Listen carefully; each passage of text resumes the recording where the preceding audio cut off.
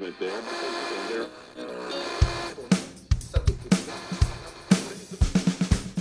You're listening to Head South Radio with your host, Kat Meyer, a podcast dedicated to prioritizing pleasure and removing the stigma and shame around sex. We're here to be curious and have an open conversation about sexual health and relational wellness.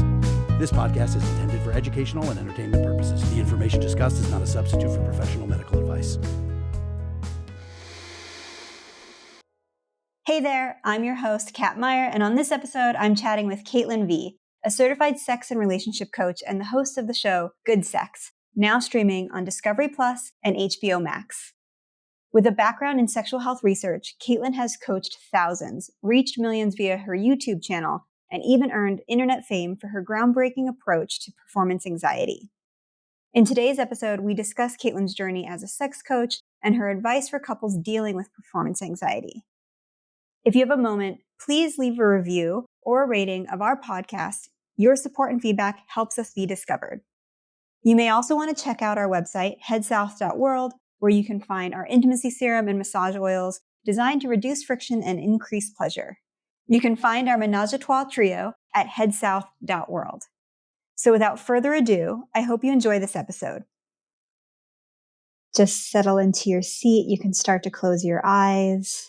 So rooting down into your sit bones, lengthen through your spine, finding integrity in your back so that you can grow tall through the crown of your head. And just start to witness your rib cage as it expands and contracts with your breath. And before we start our conversation, just setting a little intention for yourself. And then Caitlin, whenever you're ready, just start to blink your eyes open, taking in the light, taking in your space, taking in the screen. Hello. Hello. Good afternoon.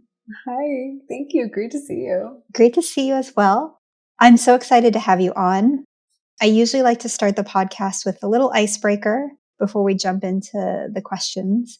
And so I have a few icebreakers here. I want to start with this one. Would you rather only ever be on the top during sex or only ever on the bottom? All right. Let's just dive right in. Gosh. I think if I had to choose forever, I would choose the bottom. Okay. Do you want me to explain? Can I give you a because? Yeah, of course. I really enjoy being on the bottom so that I can really receive and relax. Mm-hmm. And I think if I was always going to be on the top and I knew I always was going to be on the top, I think I'd be like a little tired. I'd be like, do I want to have my workout or do I want to relax and receive a little bit? So yeah. I think if I had to choose forever, I would choose the bottom. Yeah. More input energy versus outputting in the energy. Yeah. And plus I can be really active from the bottom. Yeah. But the top, it's easier to be active from the bottom than it is to be passive from the top. Mm-hmm. Yeah, that makes sense. I love the explanation. How do you like to be shown love? So I am fluent in all 5 love languages. Mm-hmm. I lived through a 8-year relationship that didn't include a lot of, I didn't feel like I was shown a lot of love towards the end of that relationship. And so what I've found since leaving that relationship is that all the forms of love are really, really, really juicy right now. But my number one way probably of being shown love is when someone really cares for my nutrition and makes me food or takes me out to a dinner and they're just really thinking about nourishing me and nourishing my body. That feels like love to me. I love that. Just gave me goosebumps. I love that because I do think that it's a level of consideration that we don't actually think about, and when someone actually does that, I actually can make this reference of when I met you at the Vibe Expo, the trade show here in LA. And that morning I had my assistant here. She was helping me and we were getting packed up and my partner, I didn't ask him for this. I didn't talk to him about anything about what we were going to eat, what we were going to do. And he packed us a snack bag with fruits and crackers and all of these different things. And my water, he filled my water bottle and put it in a bag. And I was like, what?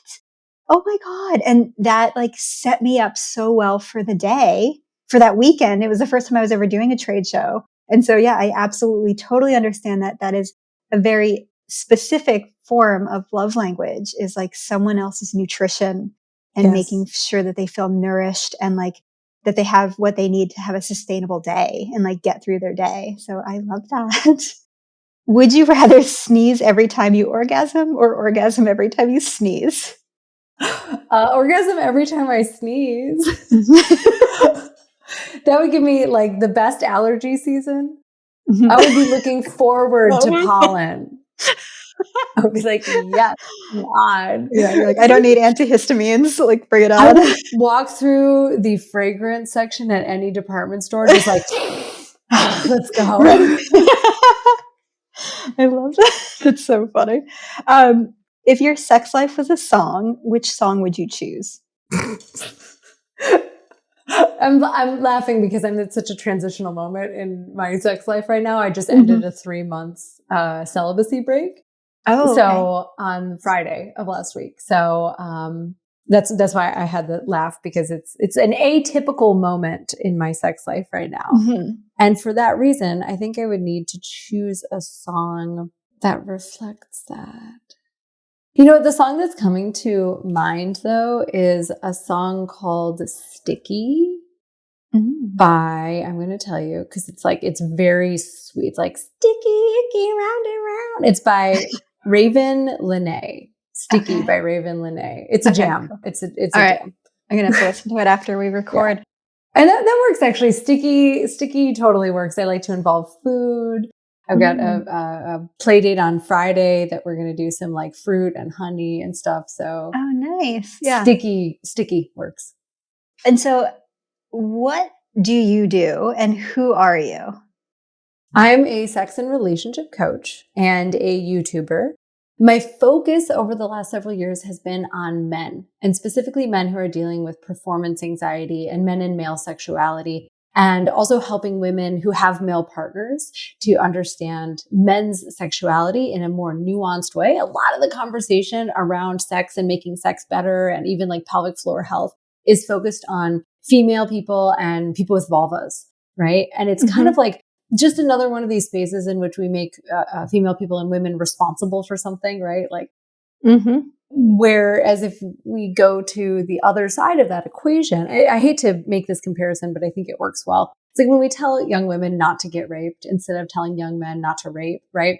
When we tell women like, here's how to make sex hurt less and make it better, right? Instead of going to men and saying like, here's how to make sure your female partner isn't hurting during sex. And she's comfortable. Yeah.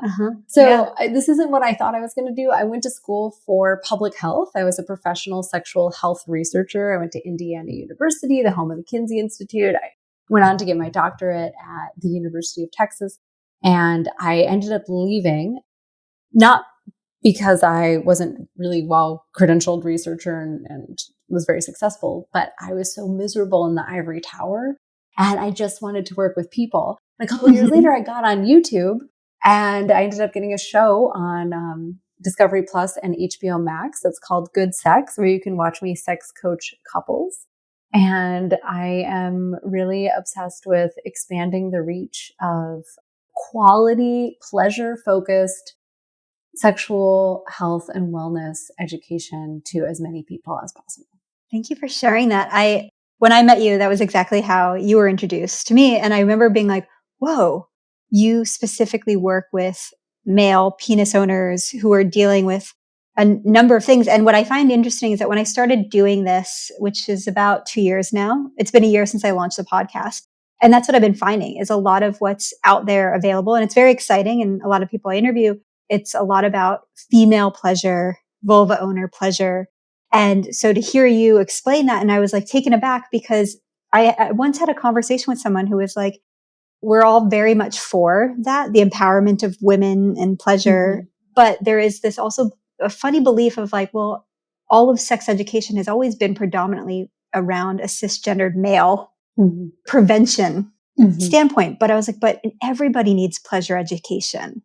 It shouldn't just be like the pendulum swings and now we're just focused on this. And I love your, that metaphor of like teaching women to do this rather than teaching men and everybody, like partners, how to interact. Like it's a dance, it's a dynamic. And so everyone involved, regardless of gender, should understand and learn how to communicate and how to connect with one another. And so and the I more love that we can help like straight, cis, heterosexual men get into their bodies and get into their pleasure and understand sex in the more nuanced, slower, deeper way that women have been educated around sex for the last several years. But if you're only educating half of and it's not a clear half, right? But if you're only really speaking to one half of a dynamic, right? Then you're like really missing out on a lot of opportunity. And I really believe and have seen over and over and again with my clients, my channel and my groups, that when men are more embodied and living a pleasure-centered life, the whole world benefits so much. Yep. It's not about just disregarding them because it has like the system has served them in many ways because it hasn't fully served them. They haven't actually explored embodiment and pleasure in those ways. And what I do appreciate about your content, because I've, follow you on Instagram and watched your YouTubes, is that you create the content that would appeal to men. Because I was curious of that. I was like, well, okay, that's interesting. Because myself and Isis, who helps me produce and find guests for the podcast, like I mentioned, we find a lot of female speaking to female empowerment, communication around sex and pleasure. And I was like, I don't really see any male sex educators or male sex therapists on here. There's a few, but not really. And then I was like, also, I don't even know what content. Like I watch other content for men and, like for running or athletes and things like that. And so I have to say, like, your content feels and looks like that. Like it's the same content that I'm going to assume like looks like when a man's watching a TikTok about real estate. It has that same kind of it. And I don't know if I'm sure you're aware of this and you're producing it and creating it. It really does have a different tone, visual experience that I think it makes sense to. I was like, oh, she definitely is like understands her audience, is tapping into that and communicating in the way that they need. Thank you. Yes. Yeah. I appreciated that. As a content creator, it's been a real learning curve because I have long identified as a queer, cisgender female person. I was bisexual when I was like 14. I came out as bisexual. And so it's been a journey of really like understanding that the people who I came to serve were not the people who I am and who I come from. And the people who really resonated with my content as soon as I started posting it were men. And I very quickly had to go, okay, this is not a thumbnail or a subject or whatever that like would specifically apply to me or appeal to me, but I am not my audience. And one of the things for anyone who's seen my content, you'll notice is that it has the like sort of clickbaity, like scandalous, juicy, sexy headlines. But then when you get into it, I'm really teaching, a spoiler alert for anyone who hasn't seen my content.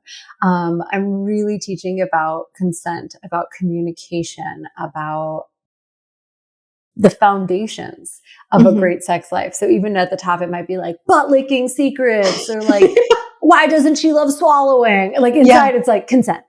Yeah. Communication. Here's how you do it.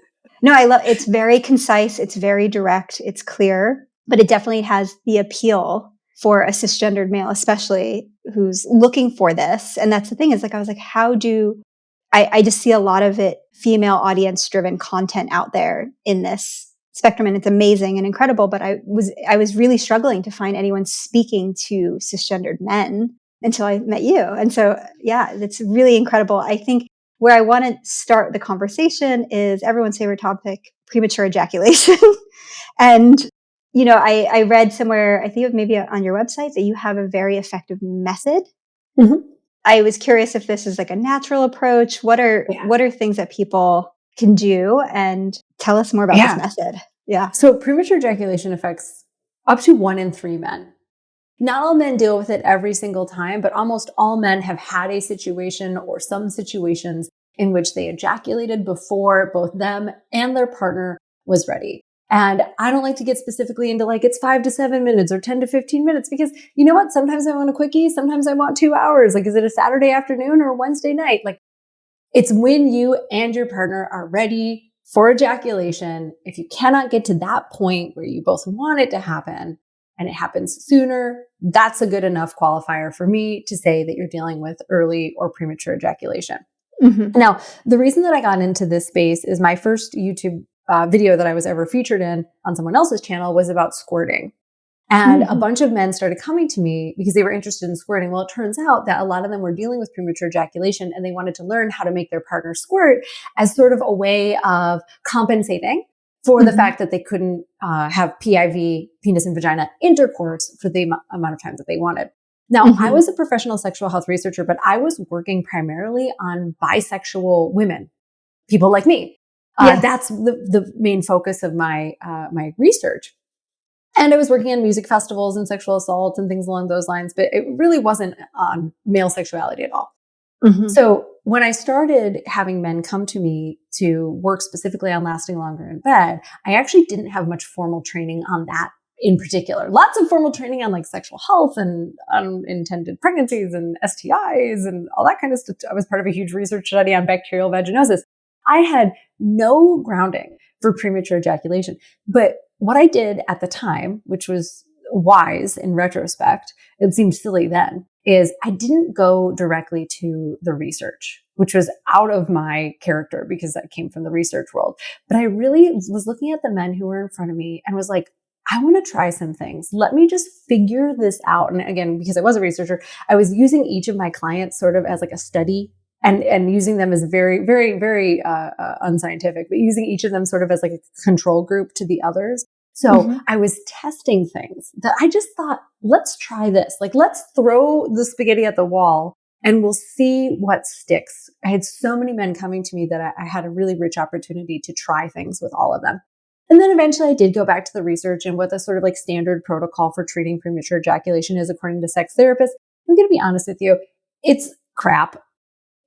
It's crap. It's tested, like a lot of things that are empirically based and peer reviewed and have been tested and tested and tested. Really only the things that test really well and work for a majority of men ever get to be the evidence-based protocol, right? But there's a lot of other things that could work for the man who's sitting in front of you as a coach or even a therapist, but maybe they didn't pass muster or there hasn't been any funding that got them peer reviewed and got them published into a journal.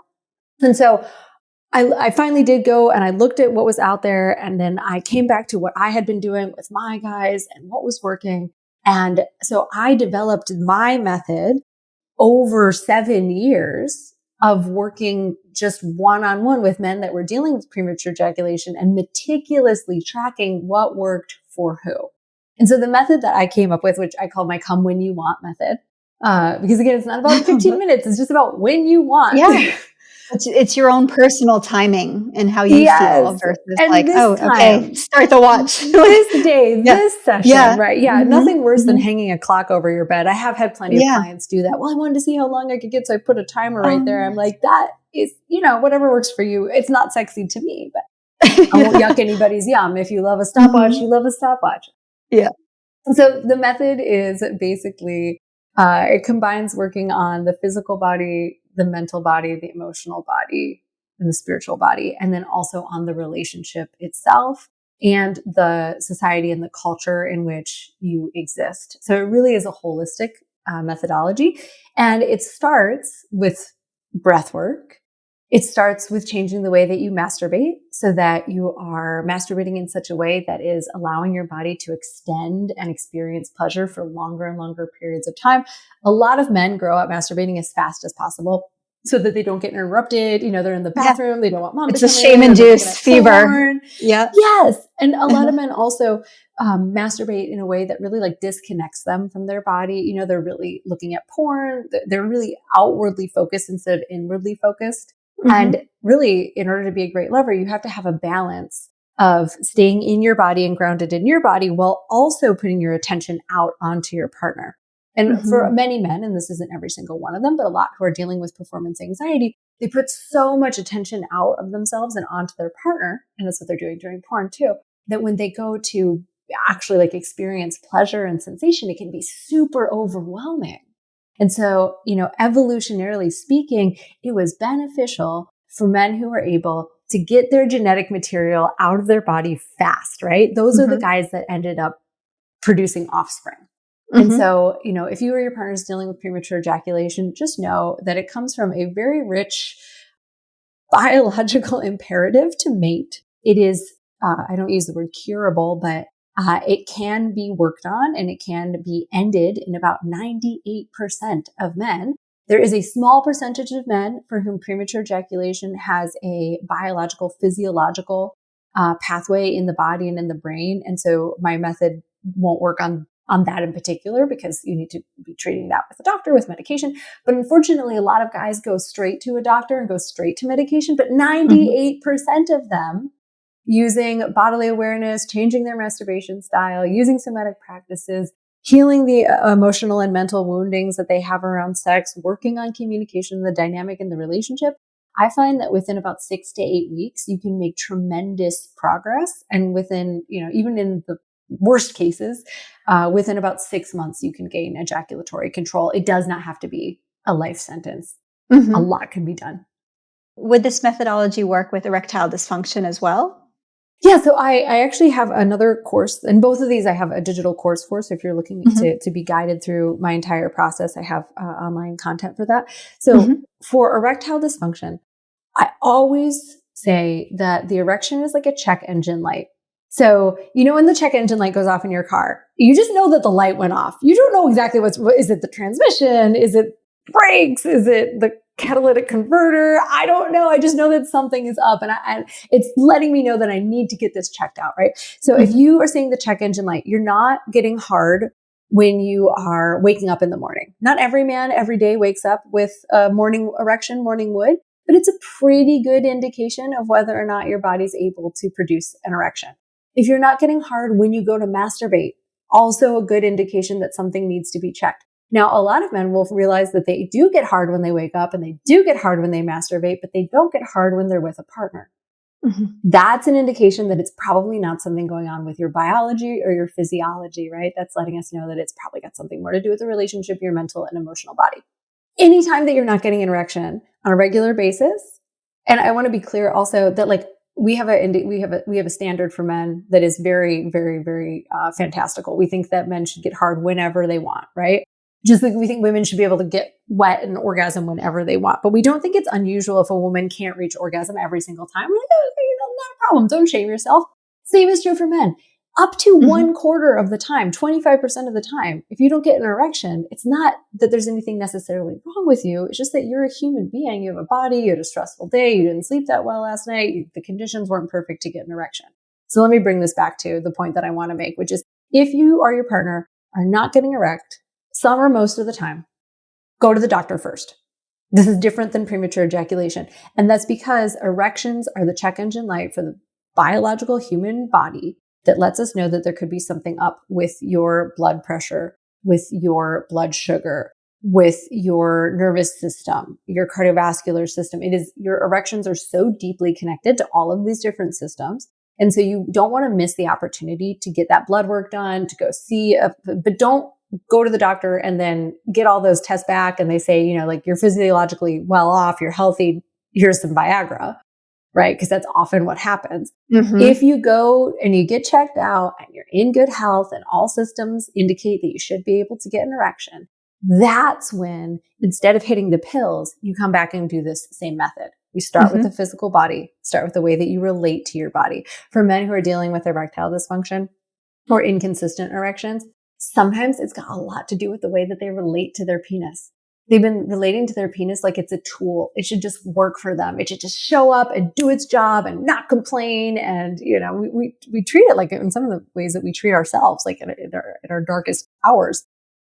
And sometimes it's about reinvigorating the relationship that they have. Sometimes it's about reintroducing stimulation. They've been masturbating in an idiosyncratic way, using too much pressure, or using a dry hand, and the female body or their lover's body can't replicate that sensation. Or, they have an over-reliance on porn or erotic material so that they, when they're just with their lover, it's kind of boring compared to like the gangbang bukkake all night fuckfest that they're watching online. Yeah. So there's all these like individual pieces that can lead to erectile dysfunction. And we're seeing an increase in erectile dysfunction in younger and younger and younger men.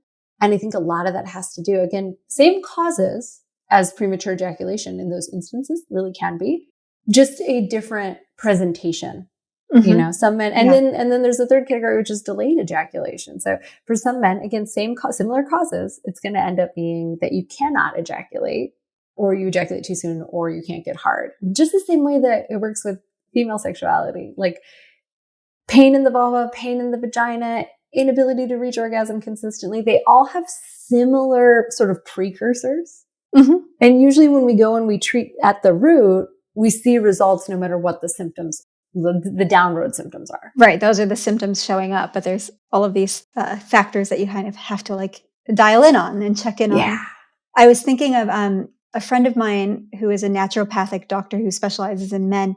He and I were having a conversation, and he was explaining like to have an erection and to ejaculate, you kind of shift from parasympathetic, sympathetic, nervous, like your nervous system has to shift. And so when you pointed out like, stress, all these different factors that you don't even consider, sometimes your body can't even just shift from that. And so that kind of can be what causes it. So the breath work, like I'm a yoga instructor as well. So like the breath work and embodiment practices are super helpful for everybody. And I love that, like regardless of your gender, whatever it is that you're coming up against in this and trying to enjoy and experience pleasure is often like just embodiment practices, breath work, tuning in, and then communication with your partner. Cause I know that that can be something that you haven't experienced. This happens and then the partner responds negatively. That kind of, it's like another layer of the onion of shame and stigma. And so for men with premature ejaculation or erectile dysfunction, especially because it's happening younger and younger, and we're not supplied with the information of how to like communicate and respond. Like I've seen on Instagram, even people being like, ask me anything. And they're not sex educators. They're not sexual wellness people. And that comes up like in dating. I'm seeing a guy and this happened. And they're like flippantly saying things that are pretty terrible, in my opinion, or like just very bad advice. And so how do you give advice to somebody who is experiencing that with their partner? Because relational wellness is so important. And so how to support when there is erectile dysfunction or premature ejaculation or delayed ejaculation, because that is another layer that then kind of continues that, like that shame starts to become bigger and greater. And then like people start to shut down and not have sex or seek out. Worse.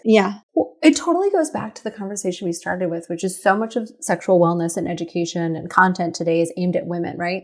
And so women also often tend to think that anything that's going on with their male partner and his body is because of them. Right.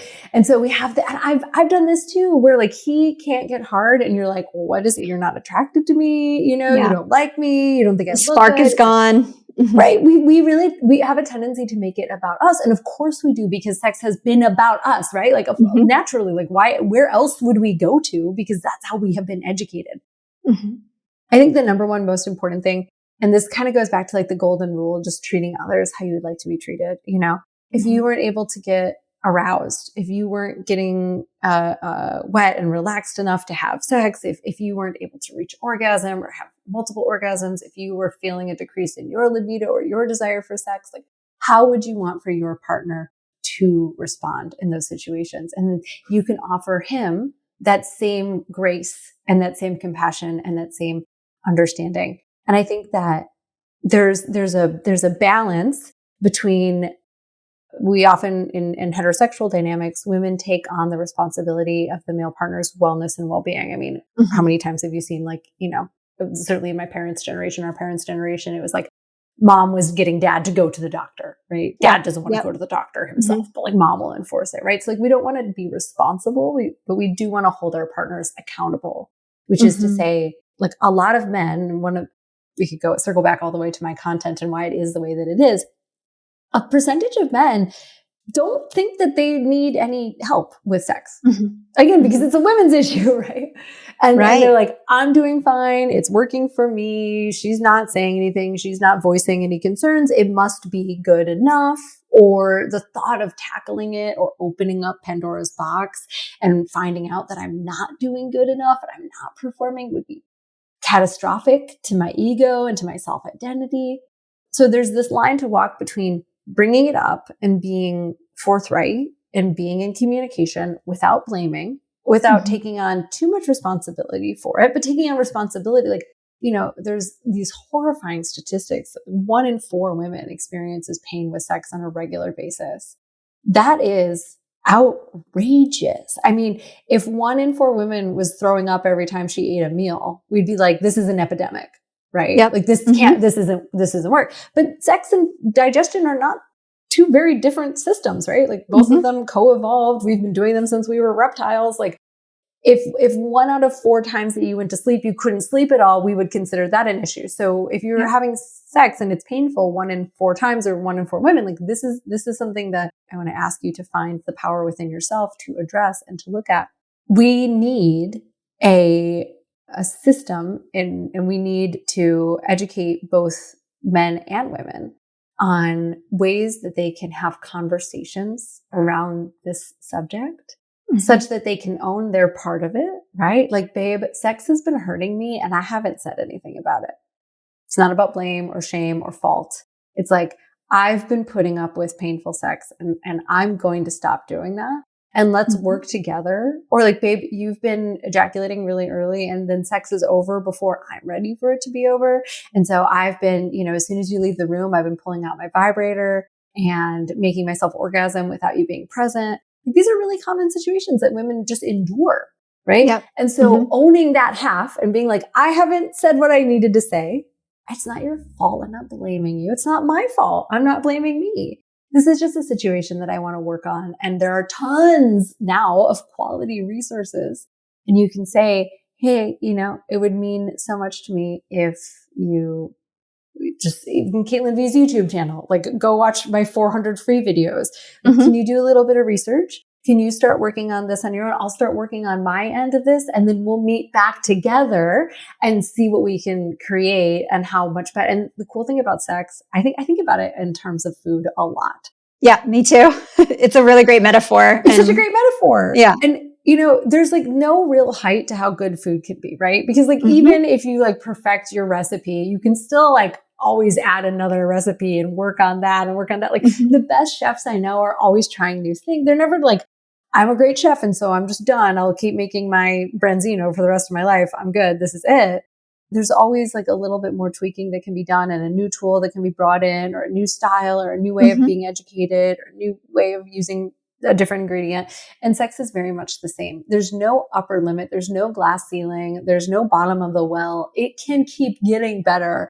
I became interested. I knew what I was going to do for a living when I was 14 years old. I've always known that I was going to work with sex. That was it. Wow. My parents were like, this is for sure a phase. Not at all. Here we are 20 plus years later. I've been thinking about and learning and nerding out on sex. I learn new things all the time and I'm having better and better sex year over year. Like there was a time where I was like, I honestly think if it gets any better than this, I will explode.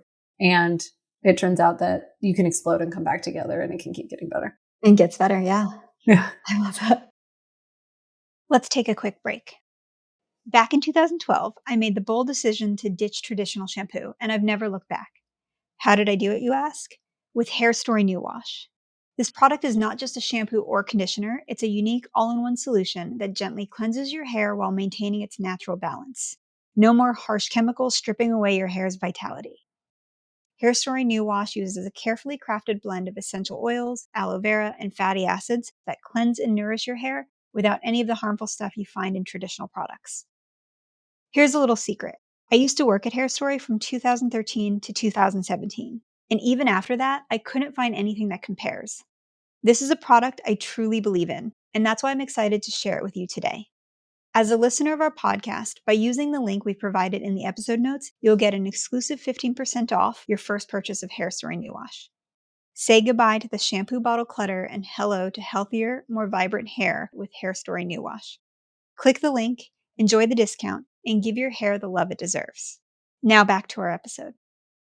I was going to say that it's more about collaborating with your partners in all of this. And I think people don't even realize that, or they kind of go through the motions. I think there's also this thing, like someone just said this to me the other day of like, well, we've been together this long, so that's kind of how it goes, right? Like, and it was in context of like, we stopped having sex. She's not interested. I don't want to beg. There's that kind of energy. And there's this weird, like societal understanding, especially in heterosexual relationships of like, if you hit these certain milestones and then it's just like, now we no longer talk about it. It's right. It's too much to ask. it's too much to ask, or Yeah. isn't it better that we're just like roommates and friends? And like, so what is your advice for people that are kind of in that space of like, they're measuring against something that is made up? Like there is this belief or like an escalator of time that we like drop into, and then normalizing things that like, but then if we're all actually just being a little honest with ourselves, like, no, we do actually want sex. We do want to be desired by our partners. There is room for that, as well as getting comfortable and getting into routine. Yes. But there is, we are humans. And so that doesn't fade with age or time or familiarity, or it doesn't have to. It doesn't have to. It doesn't have to. And there's a couple things I want to touch on here. Number one, relationships do take work, but that doesn't mean that they should be hard. I think we need to stop normalizing that relationships are hard. They take work.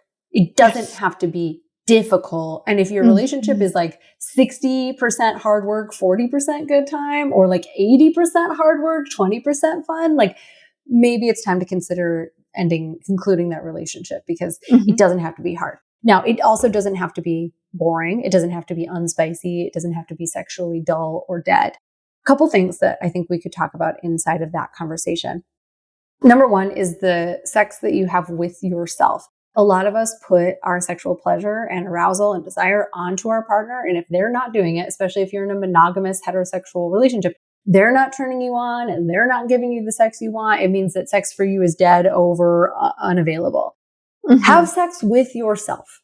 It's not always the easiest thing to do. We sex educators say this all the time. We just throw it out. Easier said than done, for sure.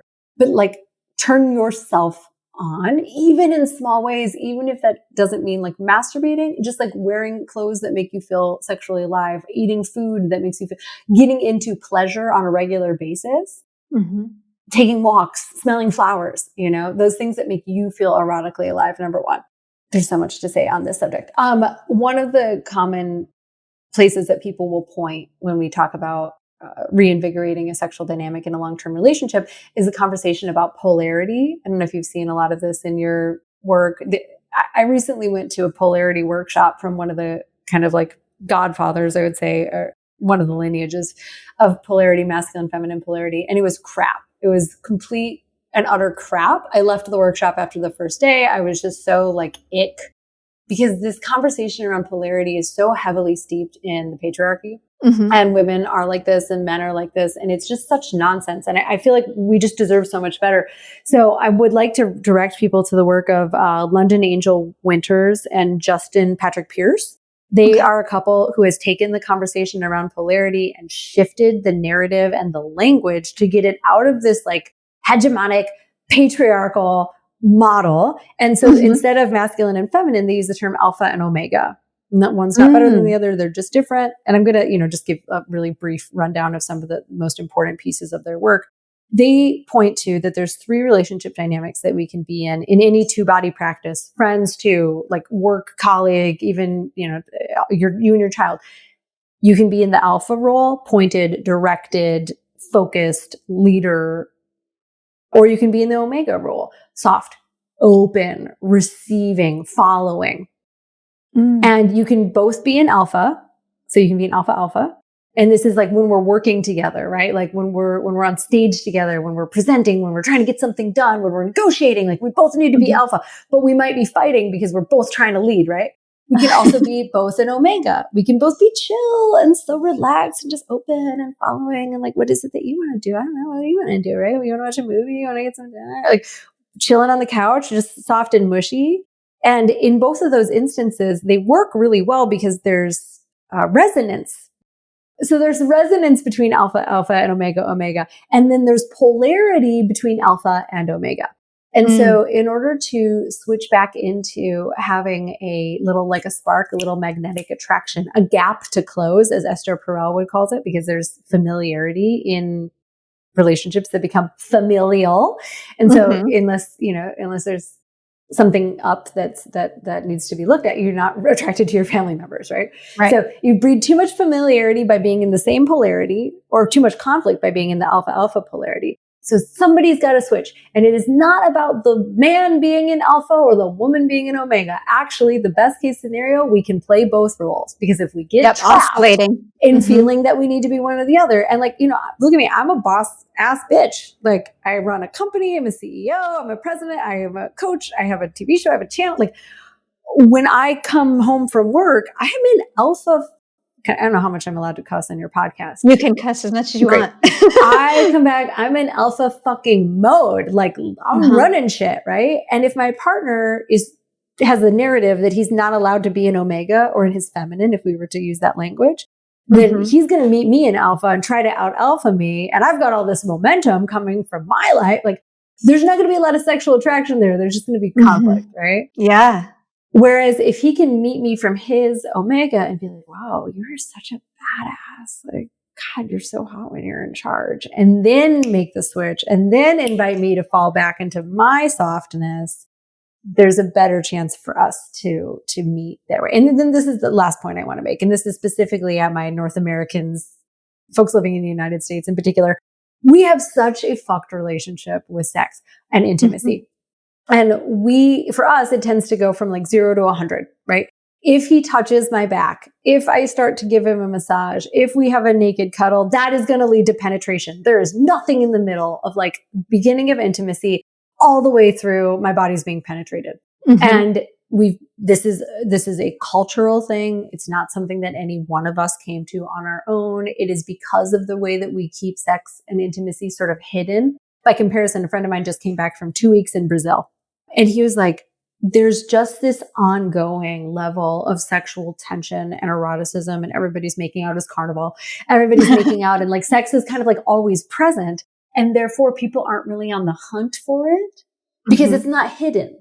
So when we have this like kind of layer of shame and sex occurs for us in the dark, then we can't be like open about pursuing all of the nuances, all of the colors of the rainbow, because as soon as intimacy happens, it means we got to close the door, turn off the lights, and again, penetration. And it's just like, we really are like, again, if we were to go back and use a food metaphor, it's like if every time you went out to eat, you then had to eat as much food as quickly as possible and just scarf it down. It didn't matter how it, you didn't take the time to select whether you wanted it. Yeah. Right. You didn't take the time to like select the ingredients and like cook them exactly right. Like if you just had to jam a bunch of like raw carrots and potatoes down your mouth every time you felt hungry, like you probably would avoid eating too. Right. Yeah.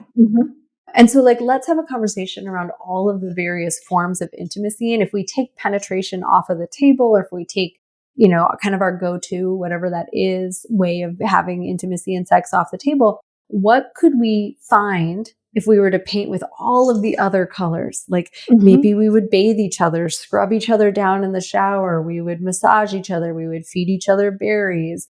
We would do kinky stuff and set up scenes where we were like, whipping or caressing or talking dirty to each other in our like psychologically and physically kinky ways. Like, what else is there? Because if every time you hit the gas pedal, you have to go straight to 100 degrees, driving is going to feel very uncomfortable and very dangerous.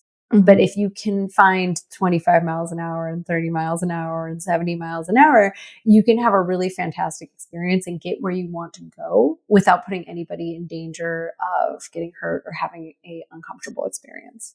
Yeah. I think what's so important too is that giving men, especially the permission to express that they're not in the mood.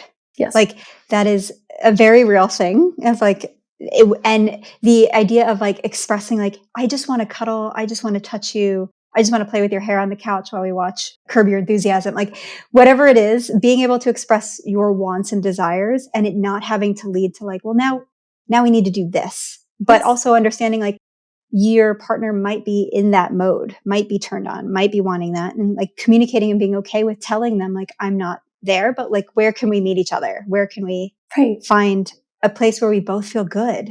And we also could talk about responsive and spontaneous desire, right? Yeah. If you feel desire for sex and then get turned on, then you have spontaneous desire. If you feel arousal, like you feel like your body gets turned on first, then you desire sex, then you may have responsive desire. So one of the things that happens in it, especially in female bodies, but not always, it's not a 1-to-1 ratio, but it tends to be more frequent in women that they have responsive desire. So they don't necessarily want sex, but then maybe their partner makes some advances and you kind of get turned on. Then all of a sudden you're like, yeah, okay, sex sounds like a good idea. And then you have sex. And then after you have sex, you're like, wow, that was fun. Maybe we should do that more often. You may just have responsive desire. But again, if you've had experiences where your boundaries were crossed, where someone didn't respect your no, where, you had someone say like, well, if I get turned on, then you take sex off the table. That's not fair, right? It doesn't feel safe for you to just say, you know what? I'm not a full yes to having sex, but I am yes to you turning my body on and then checking back in. Yeah. Right. I'm a not, and we have to have a distinction between yes, no, and like, no, not right now, and no, not ever, and no, not tonight, and no, not this month, right? We need to have more nuance in our communication, which is like, I'm not a yes to penetration in this moment, but if you can go down on me or finger me or make out with me or draw me a bath or give me a massage or whatever it is, I promise that I will try to remain open to the idea and see where it goes. Yeah. And the key being checking in and being like, where do we go from here versus like assume like when things start to escalate without using words that it doesn't usually work. Like you have to use words and you have to communicate and express yourself and check in with your partner and allow them to express themselves. Because I also think there's that of like giving people permission to be like, it's still a maybe. Yeah. It's still like, I'm not in the mood. Like let's slow things down and be okay with it and not be scared or feel the pressure or feel like a duty or some kind of thing in that way. Right. Because and men can feel so sensitive to rejection. And it's like, when you feel sexually rejected, you feel like you're being rejected at like the deepest part of you. I mean, you're naked, you're vulnerable, you're offering your genitals to another person and they're saying no. It can feel like a very, very deep rejection. But we, again, need to come back and golden rule and try not to take it personally. Understand that whether our partner is up for sex or not isn't necessarily a reflection of us, our capacity, our relationship, how we're showing up. And artfully saying no, artfully saying maybe, artfully being able to receive that no, because what happens listening. Is like, sometimes you hear no so many times. And this happened for me in my marriage. Like, my partner said no so many times, and not just in sex, but to like a lot of things that I stopped asking, because it just hurt so much to hear no, no, no, no, no. And then there's a dead end when you stop feeling safe to ask. There's really going to be a point where there's nowhere else to go on the road. And we don't want to get there. So working on communication, working on not taking things personally and being able to receive and give no's and yeses artfully and maybes artfully will get you so far in this conversation. So I just wanted to circle the conversation to good sex and your show, just so we can kind of get an idea of what that is. When it launched, I watched a little bit of the first episode, and I have to say it's interesting because I was telling my partner about it, and he was like, "Whoa, like that's kind of crazy." Like people would voluntarily go on a show, and I was like, "Whoa!" They like put cameras in the bedroom, and it's very much. I mean, I was like, think about it, like she's a coach. And so your coach is looking at the footage and being like, here you go, guys. This is the thing you got to do, and really breaking it down. And it's like, that is incredible. That is another level of intimacy and sharing and vulnerability. And I would love to get a summary of what your experience is like. How did that happen? What was that work like? I mean, it's obviously very different from the work you actually do privately. Totally. Yeah. So I was approached by a producer while they found me on YouTube and interviewed me and flew me out to Los Angeles, and we did the teaser. And when they introduced the idea to me, I thought, I don't really know how necessary this is. I've been coaching for 7 years at that point, educating for like 15.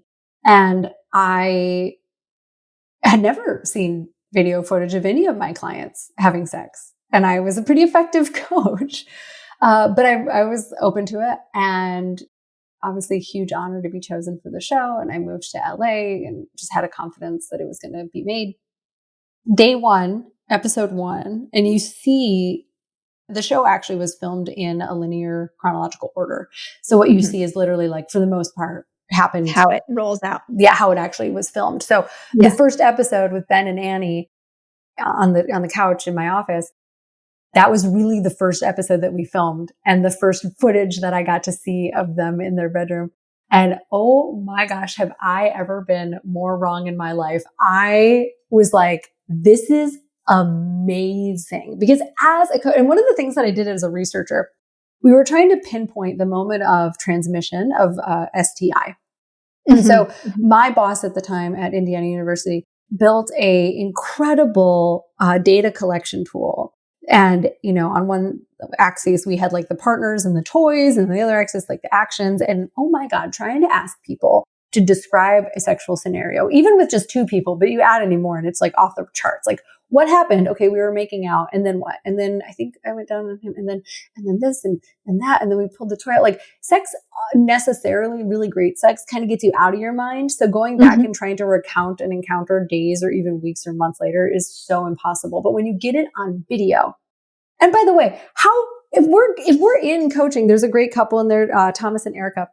In their first video, you know, she comes in and she's like not having orgasms with sex. But in the video, in the footage, I see her just like moaning and making all the pleasure noises. And as soon as they start having sex, they're like pounding, right?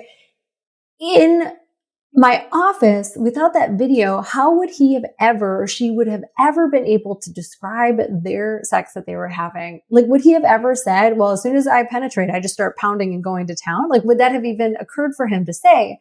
But I could see it in the footage. And as soon as I was able to see it, it's like the video is worth 1,000. If a picture is worth 1,000 words, a video is worth 1,000,000, right?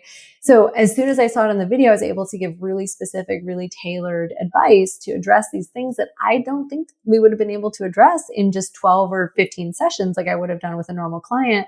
The video helped us to get things brought up to the surface at an exponential rate. And really, really made a huge difference. So I was so excited to be surprised. Yes, video did change everything. Do you use video in like with your clients now, or was it strictly just for HBO and Discovery Plus? You know, I've thought about ways to do it. I talked to my lawyer. And it's not impossible. It's not currently something that I do as part of my practice, but if we could figure out a way for them to share those videos and for me to have them, you know, stored somewhere digitally that wasn't like ethically or legally vulnerable, tricky. I would certainly be happy to do it. Now, there are plenty of people who do masturbation coaching and will be like live with a client. This is very popular for men in particular. It's a little bit like, I see myself more as like an educator than on the line. Not to say that there's anything wrong with doing sex work. It's just not exactly like I'm close enough to what I do as an educator and a coach is like exactly as intimate as I want to get with people and bodies. And there's a reason that being on Zoom I was on Zoom before the pandemic. Like it appeals to me. But there are plenty of people in my field who love touching bodies. There are sexological body workers who love having physical contact with their partner, their clients and their genitals, and do so in a really clean, professional manner with a lot of integrity. And there are, you know, if you're listening to this and like that's the kind of work that appeals to you and you want to have more intimate connection with your professionals, there are plenty of people out there. And I like highly recommend that you seek them out and go to them. How has the reception for the show been like with your family, friends, and then also the audience? Oh my gosh, what a great question. So I knew my mom. My mom has been a big advocate for me always. And she hoped that sex was just a phase, but ever since she realized it wasn't, she's been on board. And I knew that my mom was proud of me when she sat down and watched my show, Good Sex, with people having sex and me watching them with my uncle. It's like amazing. I'm from the Midwest. We're not like really big on having open sex. My parents were not big on having sex talks with me. I had to sit my mom down when I was like old enough almost to have sex. And I was like, hey, I just need to clarify some things. Like penis goes in, this is that. And she was like, oh yeah, we probably should have this talk, right? I had to do that. So when she actually watched that show, she showed it to her neighbors. She's retired. She lives in Florida now. And they've showed it to her neighbors. She like brags about me all the time. I'm like, okay, this woman really loves me and has my back because she's opening up this conversation with like, you know, a bunch of elder and retired folks in Florida. And so she just blows my mind with that. And that's amazing. That's incredible. My dad passed when I was 30. And one of the interesting things about that, and again, being coming up in like a little bit more traditional, a little more stifled Midwestern Christian household, is that I definitely held myself back in some ways in my public persona and what I would share while my dad was alive, because my dad was very protective and I was like such a daddy's girl. And so the passing of my dad actually gave me a lot of freedom to speak very freely about my own sex life. And so I'm really glad for what it's worth. And this might sound a little strange, but I think listeners who, if you've lost a parent, you understand that like there's a bittersweetness around your own self-expression. Because once your parents are not alive, oh, he's pinging me. He's here with me right now as I'm talking about it. I should also say that my dad is very much present in the afterlife. Like, he is here with me. He is supportive of me. He talks to me all the time. He's letting me know he's here right now.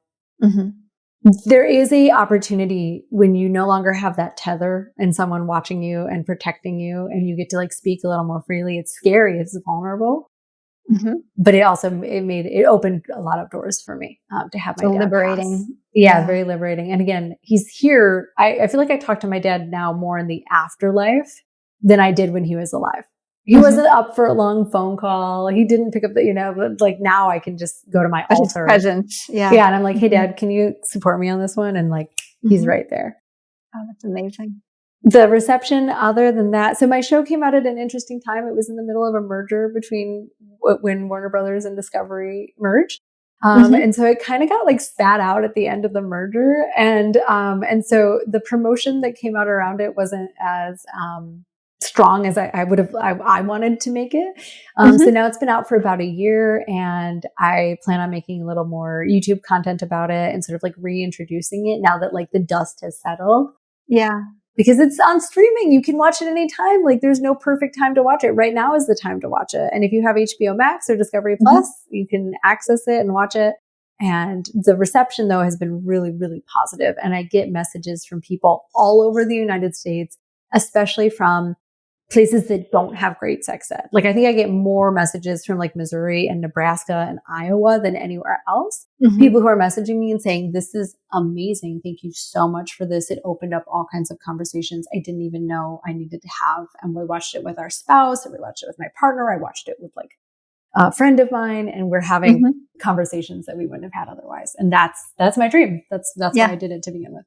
That's the impact. I think it's incredible also for people to watch and witness. Like I've watched sex therapy, like there's that program, and also like listen to Esther Perel's conversations. And one of my favorite things about those is like getting, the fly on the wall view of this. And I've always said this of listening to, especially Esther Perel's, is that like, regardless of the orientation, the age, the situation, circumstance of the partners on her show, you will find something to relate and understand. Like you will be like, that's me. I play that. That's the role I play. So if we're talking alpha and omega, like you can see that in all of these different dynamics. And what I love about your show, and I'm excited to continue watching, is that like it's a whole nother level. And I think for people in this industry or looking to become professionals in like sex coaching or sex therapy, you're giving them this window of insight. So from not a person in a relationship, but a person looking to be a professional in the sexual wellness world, like you're giving them the insight into that work and like what the possibility of that work is also like I mentioned to you that I worked in hair care and the hair industry before. And so one of my mentors and guides was Michael Gordon, and he did a film about Vidal Sassoon. And so why that was so important is that like you can show the path of someone's career and like the possibility of what is possible when you don't know, like we don't all know. So it's like, no, you didn't have to be like just in the research field. You didn't have to be in an office. There's so much possibility in all of these different realms of work that we can do to help people. And so to be able to see that, so that's like a whole nother lens of what your viewers are or who your viewers are. It's like, I know that there are professionals watching that to see what it's like to be a sex coach or an intimacy coach or a sex therapist and work with people in those dynamics. That's primarily done with doors closed. Right? Yeah, doors closed and no one's talking about it. Right. And because of the sensitive nature of what we talk about, we don't share openly. We don't, record our client sessions or how we do our work. And, I have a bunch of coaches that work for me. So we receive a lot of coaching applications through my YouTube channel. And I have 8 different coaches who receive those applications, and they work with women, and they work with couples, and they work with kink, and they work with non-monogamy. And so I have this like wealth of experiences and variety. And the truth is that we need more coaches. We need more, and they don't, sex therapists are amazing. And I find that for people who need healing from traumatic events or things that therapy is a great fit for going back into your past and recovering from things that have happened, your childhood home and experiences. But there's plenty of people out in the world who just want to have better sex. There's no pathology. They're not dealing with intense issues or serious trauma. They just know that sex could be better. And so the world needs more folks that are interested in supporting them. And there's, like you were saying, there's no one right path to getting there. You don't have to go the research route or the therapy route or the counseling route or the social work route or the sex ed route and know everything about, STIs and STDs. Like, there are a lot of different paths to getting there. You don't have to go kink or tantra. Or, in fact, I think the more that you learn about all of these areas, the more holistic of a coach and a guide that you can be. And, I don't talk about this a whole lot, but we are working on opening a coach training program for me because and I'm a certified erotic blueprint coach. I've done a lot of coaching training myself in the space. A lot of it is aimed to women and couples. Again, coming back and hitting on this again. And I find and the majority of coaches are female identified. I would say 90% of all sex coaches, 95% are cis women. Yep. And 4% are trans and non-binary folks. And 1% are cis men. And they often don't work with men anyways. So what I have found is that a lot of people are reluctant to work with men. They have their own trauma around men. They are afraid they don't know what men's sexuality is like, or they have a story of well, I'm not a man, so how could I? And I'm listen, I also had that kind of imposter syndrome at the beginning. But I would always say, look, the average male coach has had sex as one man. And I've had sex with a lot of men. And I've studied them, and I know everything I need to know in order to transmit this knowledge and this information in a way that is compassionate and caring. You don't have to know everything. You just have to know a little more than your client, right? And so, eventually, and if you're interested in this, come send me a message. I'll put you on my list because I am going to be training coaches on working with men because we need more. We need straight men, especially need a lot of support. And when you work with straight men, you also help straight women and you also help trans and non-binary folks, because again, straight men are really the people who enact a lot of sexualized violence and domestic violence and who hold positions of power. So when we address them, we're addressing everyone through them. And there's nothing to be afraid of. I say this to people all the time, men are different, but they're also just like us. Yep. And I'm also going to train coaches on running businesses because I also see a lot of people in our space don't have a lot of business familiarity or training or experience. And so they have incredible gifts to give, but they don't know how to do it in a way that puts food on their table in a consistent way. And so if you're interested in either one of those, that's my next thing in the world. I'm working on a book about men right now and male sexuality. And then once that is out and published, I'm going to transition to working with more professionals because this work matters and we need you. Yeah.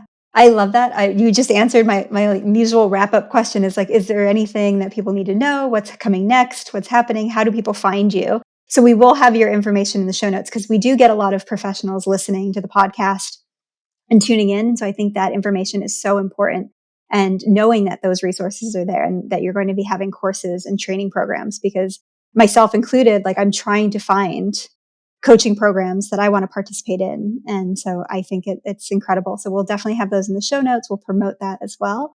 Caitlin, is there anything else as we wrap up that you want to share? I'll say you can find me on YouTube. Search for Caitlin V spelled with a C. And Instagram, Caitlin Victorious X, although I'm shadow banned on there. So you got to spell it exactly right. Like many of us.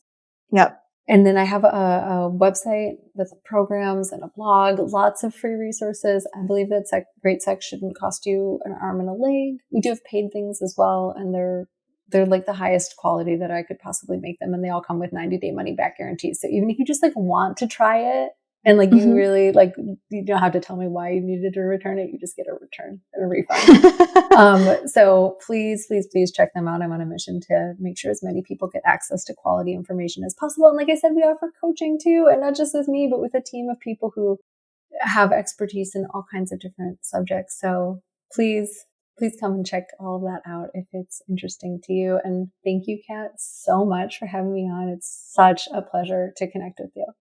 Such a pleasure. Thank you so much.